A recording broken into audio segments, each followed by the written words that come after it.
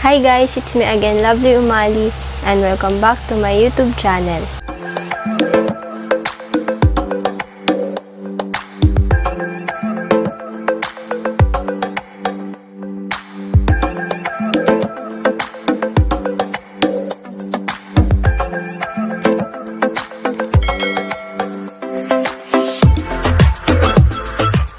So for today's videos guys, gagawa tayo ng another video. And sa video ito ay nakita nyo naman dyan sa title, ang gagawin natin ay What's on my phone part 3.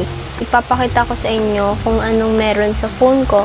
Meron ako nito guys, part 1 and part 2. So kung gusto nyo panoorin yung dalawang part na yan, What's on my phone ko, so, yung link niyan ay nasa description box. Since nga nag-update yung phone ko and marami din na bago sa phone ko ngayon, matagal-tagal na din akong hindi nakapag-watch on my phone ulit. So, ngayon, uulitin natin or magkakaroon tayo ng panibagong what's on my phone. So, part 3 naman siya. So, yun na nga, ipapakita ko na sa inyo yung mga laman ng phones ko and hindi ko lang sasabihin or ipapakita sa inyo yung mga apps ko. Syempre, sasabihin ko din kung bakit ko yung ginagamit. Yung mga isasuggest din akong apps sa inyo na pwede nyo din magamit. Diba? Sa pag-vlog, sa basta yung mga ginagamit kong apps, i-explain ko sa inyo kung bakit ko yun ginagamit. So, yun nga guys, without further ado, let's get started. Guys, bago tayo mag-umpisa, syempre, hindi muna ako masyado mag-iingay. So, sakto lang yung boses ko. Pakita ko muna sa inyo yung phone ko. So, ito po yung phone ko. Ayan, as you can see. So, Vivo Y11 siya guys. Kung gusto nyo mapanood yung nasa description box at kayo na bahala kung panoorin nyo yun. Okay, so ito po pala yung aking lock screen wallpaper. So kung makikita nyo dyan, andyan siya, si Garfield. Minsan papalit-palit talaga ako ng aking wallpaper. Depende yun sa mood ko, kaya kung may nahanap akong sa tingin kong maganda, basta yun papalit-palit lang talaga. Kasi lock screen lang naman yun eh. Pero actually, minsan hindi na ako naglalagay ng password. So, wala yung lock screen. So, pagdating sa kanyang home screen, guys, makikita nyo, ayun yung aking wallpaper or yung homepage ko. So, before kasi, na bago sa akin, wala pang pa-swipe-swipe na ganito, pag ganyan-ganyan. So, now kasi may pa-swipe-swipe na nangyayari dahil nag-update yung Vivo. Sabi ko dun sa last video ko, mahilig talaga ako maglagay ng space dito para makita yung wallpaper. So, kung makikita nyo, kitang-kita yung wallpaper. And then, pag scroll mo dito, nandyan yung mga apps or main apps na ginagamit ko. May natin yan, mga display lang kasi yan, guys. So, kung makikita nyo yung blue, ito, ayan yung symbol. Dyan mo makikita yung mga aesthetic na symbol. Minsan, ginagamit ko din pag nagtatype ako. Kung gusto nyo rin magkaroon ng ganun, website lang naman yan, guys. Ika-copy nyo lang yung mga aesthetic na symbols. And, ayun, pwede nyo na gamitin. And pag scroll up natin, meron tayong albums, Alight Motion. So, yung Alight Motion po pala, dun po ako nag-edit ng mga pictures or kung ano-ano. Ikaw, kung gusto mo mag-edit dun. Pero, nag-edit talaga ako sa CapCut. Pero yung mga pictures sa Alight Motion. Okay, so, ito yung halimbawa ng mga edit ko. Ayan. So, ganyan lang naman. And next, meron tayong app cloner. Alam nyo naman yan guys, kung nanonood kayo lagi ng aking mga tutorial, alam nyo yun kung anong purpose nun. So next, meron tayong browser, para rin siyang Chrome. Calculator, calendar, camera. So yung camera ko, parang ganyan din. Kasi yung pinag-video ko, Vivo Y11 din. So, dalawa kasi yung Vivo Y11, yung isa sa akin, yung isa sa mama ko. And next, yung CapCut. So, dyan ako guys nag-edit. So, sa mga nagtatanong kung saan ako nag-edit, sa CapCut po. So, medyo obvious naman sa mga fonts kung CapCut user ka talaga, mapapansin mo na CapCut yung ginagamit. So, next, meron tayong clock, compass, contacts, drive. So, sa drive, doon ako gumagawa ng files or doon ko nilalagay yung files para magamit nyo. And nagsisave din ako doon ng mga important. Kung sakaling may gusto akong isave or ilagay, pwede ko yun ilagay sa drive ko. So, malaking tulong yung drive guys, lalo na kapag may documents na mahalaga na gusto mong ilagay dyan. So, pwede yun. And next, meron tayong easy share. Parang share it din siya. Sa email, huwag niyo pansinin yung notification ko. Sa Gmail kasi ako nag-open. Imbis na sa email. Okay, so pareha lang naman sila. Parang pang Vivo tong email, okay? Next, meron tayong Facebook. So, yung Facebook account ko, ayan po. Ayan. And next, merong Google, Hot Apps, and Hot Games. Parang nagre-recommend lang sila dyan ng mga magagandang apps or may top ratings. Okay, next meron tayong hotel story. Next naman ay manager. So, dyan ako nag-clean up. So, alam niyo naman yun kung nanonood kayo ng vlog ko. And next naman, yung Instagram. Okay, so sa Instagram guys, bakit dalawa Instagram ko? Kasi yung isa merong iOS emoji and iOS font. Kung nanonood kayo ng vlog ko, so ayan, kung napanood nyo yan, bakit Instagram lang yung clinone ko or nilagyan ko ng iOS font and emoji? Kasi doon ako madalas nagmamay-day or doon ko madalas ginagamit yung iOS font. So medyo pause ako ngayon. Next naman guys, meron tayong Messenger Lite. Ginagamit ko yan kapag wala akong load o kaya naman may data ako pero wala akong load, wala kami wifi. Ganyan yung ginagawa ko. Next, meron tayong Maps, Message, Messenger. So, bakit dalawa yung Messenger ko?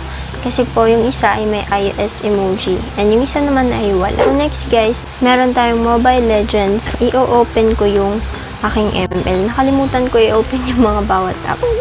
So, ito, naglalaro lang ako tuwing, halimbawa, wala akong magawa, kaya naman, tapos ko na lahat ng gawain ko, nagawa ko to. Nakakasama ko yung mga kasquad ko dito, yung mga kalaro ko, yung mga friends ko.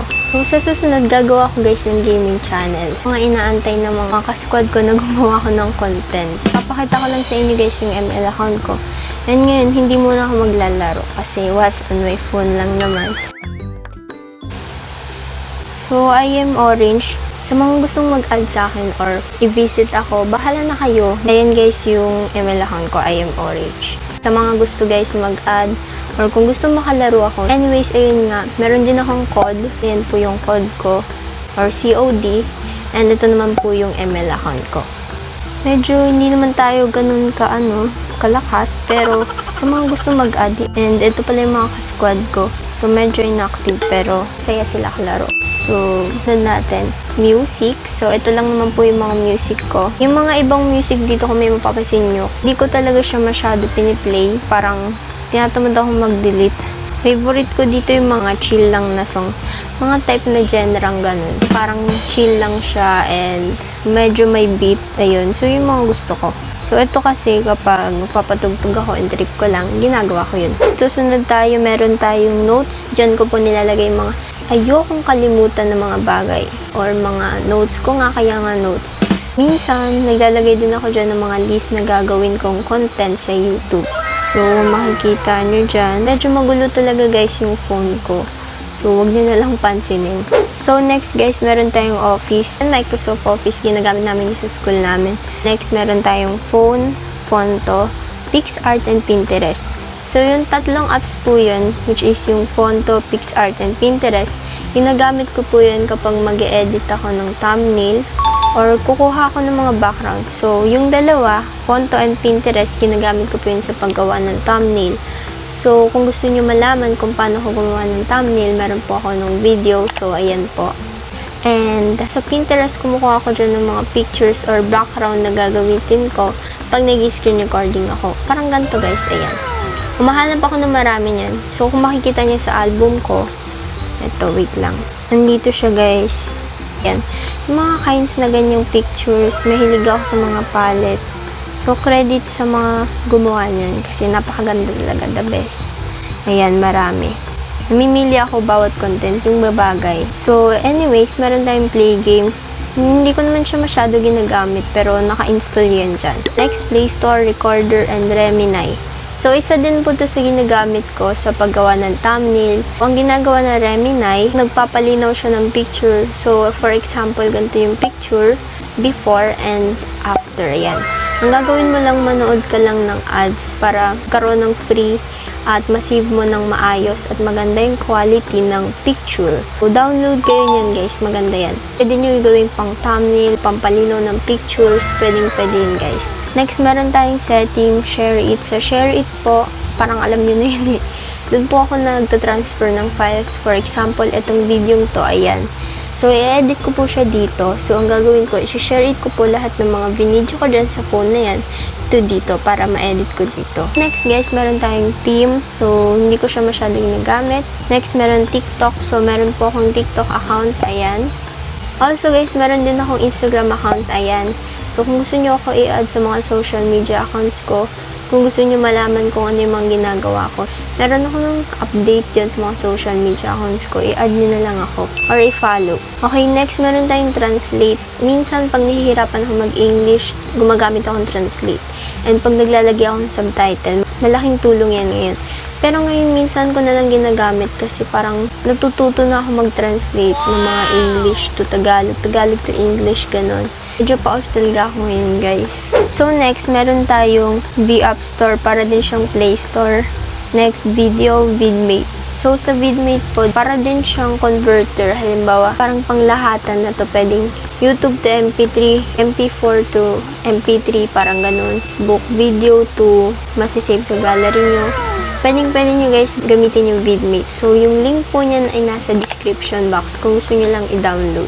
Helpful po yan para sa akin. I think na makakatulong din yan sa inyo. So, next merong Vivo.com, Vivo Cloud. Hindi ko po yan ginagamit, of course. Sa VSCO, ginagamit ko po yan dahil para makapag-slow mo. Halimbawa, ito lang video na to. Ay, yung video po yan, gamit ko po dyan VSCO kaya naging smooth. So, naka-mod APK para gumana sa akin yung video. Kasi may bayad ata kapag walang mod. So, trinay ko siya. Next, yung Walking Dead Season 1.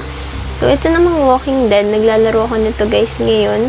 Episode 4 ata or naglalaro ng Walking Dead. Alam na alam nyo to. So, ngayon, nagsisimula pa lang ako. So, try din ako. Pero susunod guys, gagawa na ako ng gaming channel. Pag may isa na akong phone and re-record ko na yung mga pinagagagawa akong gaming or kung naglalaro ako. So, basta abangan nyo lang yan guys. Meron tayong weather, YouTube Studio. So, sa YouTube Studio, dyan ko po binabasa yung mga comments nyo, yung mga views ko, yung mga total subs ko, yung mga comments nyo po, and of course, dyan ako naglalagay ng thumbnail. So, dyan din yung mga YouTube settings, yung mga main, maglagay ng description, maglagay ng tags, at kung ano-ano pa. Last, yung Z-Archiver. So, ginagamit ko po yung Z-Archiver para sa mga files, halimbawa mag-extract ako ng files. So, ayun, helpful din to, lalo na kung halimbawa, pwede to magamit pag mag-unzip or mag-zip ka ng file, gagawa ka ng file.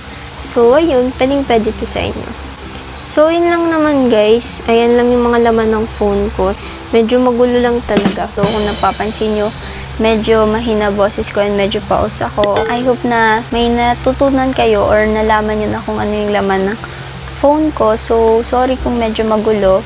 Magulo yung mga apps nandito kasi medyo hindi talaga ako nag-organize pa ngayon. Hindi ko pa balak. Pero sa susunod, baka i-video ko kung paano ako mag-organize ng mga apps, paano ko nilalagyan ng mga themes. So, gagamit din ako ng themes sa susunod guys. Kasi ngayon, ginagamit ko ay iOS emoji and iOS font. So, yun lang guys. Abangan nyo po pala gagawa ko ng gaming channel.